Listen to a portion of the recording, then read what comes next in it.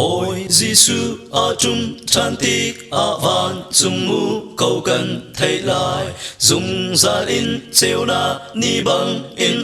trang lại khăm na hu mi viết tê he van dung cần y tông lại min ăn áo tiết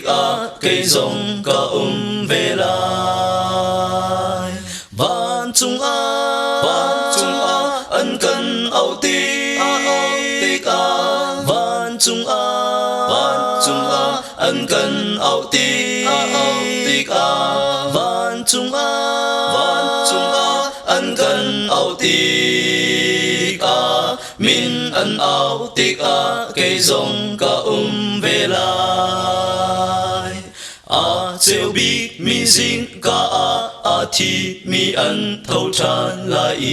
Giêsu thọ tràn xuân ba nát chung ăn lụt lại van chung mà xin khăm chia mi viết tê ăn lại min ăn áo tiết cây giống cả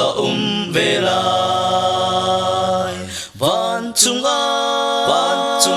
ăn cần áo tiết van chung ăn cần áo tiết van chung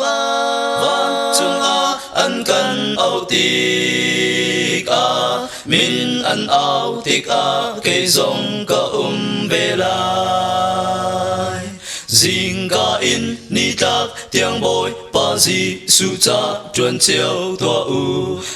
giang pha nạc sung big mi chim chiều tua u chun cần nun na